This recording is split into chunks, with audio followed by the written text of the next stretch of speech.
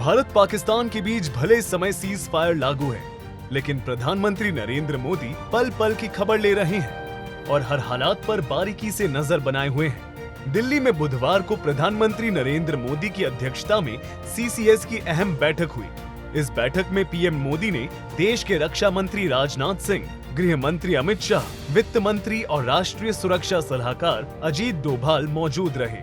बताया जा रहा है कि इस दौरान पीएम मोदी को ऑपरेशन सिंदूर की सफलता और वर्तमान परिस्थिति की जानकारी दी गई। देखिए, ऑपरेशन सिंदूर एक बहुत ही भारत की एक अस्मिता, भारत के हमारे आर्म्ड फोर्सेस का जो रोल रहा है और जो एक डिसाइसिव लीडरशिप रही है और एक जो नई डॉक्ट्रिन बनी है, उसका एक बहुत बड़ा एग्जाम्पल है। उसके ऊपर कई प्रेस ब्रीफिंग्स यहाँ पे हो चुकी है, मैं उसके डिटेल्स में नहीं जाऊंगा, लेकिन वाकई ये देश के लिए एक सराहनीय चीज है। भारत पाकिस्तान के बीच 10 अप्रैल शाम 5 बजे से सीज फायर लागू है। इसके 5 दिन बाद आज बुधवार को सीसीएस की पहली बैठक हुई है। इसके बाद केंद्रीय कैबिनेट की भी बैठक हुई है। इन दोनों बैठक की अध्यक्षता प्रधानमंत्री नरेंद्र मोदी ने की। बता दें कि ऑपरेशन सिंदूर के बाद सीसीएस की ये पहली बैठक थी, जबकि पहलगाम आतंकी हमले के बाद तीसरी बैठक थी। सीसीएस की पहली बैठक पहलगाम आतंकी हमले दूसरे दिन यानी 23 अप्रैल को हुई थी। इसमें आतंकियों के खिलाफ सख्त कार्रवाई का फैसला लिया गया था।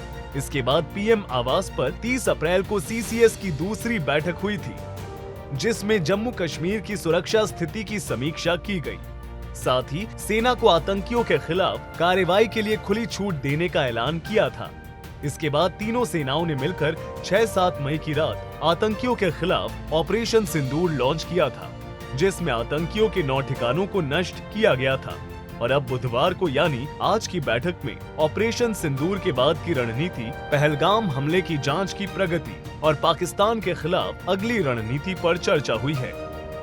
इससे पहले पीएम मोदी स्पष्ट कर चुके हैं कि अगर पाकिस्तान कोई हिमाकत करता है तो हमारी सेना उसे करारा जवाब देने के लिए तैयार बैठी है। भारत पर आतंकी हमला हुआ तो मुंह तोड़ जवाब दिया जाएगा। हम अपने तरीके से, अपनी शर्तों पर जवाब देकर रहेंगे। हर उस जगह जाकर कठोर कार्रवाई करेंगे जहां से आतंकी जड़ें निकलती हैं। दूसरा, कोई भी न्यूक्लियर ब्लैकमेल भारत नहीं सहेगा। न्यूक्लियर ब्लैकमेल की आड़ में पनप रहे आतंकी ठिकानों पर भारत सटीक और निर्णायक प्रहार करेगा। तीसरा, हम आतंक की सरपरस्त सरकार और आतंक के आकाओं को अलग अलग नहीं देखेंगे। भारत का संदेश साफ है, जब तक पाकिस्तान आतंकियों के खिलाफ कार्रवाई शुरू नहीं करता है, भारत पाकिस्तान में कोई वार्ता नहीं होगी। बुधवार को प्रधानमंत्री की अध्यक्षता में 2 अहम बैठकें हुई। सीसीएस और केंद्रीय कैबिनेट की बैठक में कई अहम फैसले लिए गए।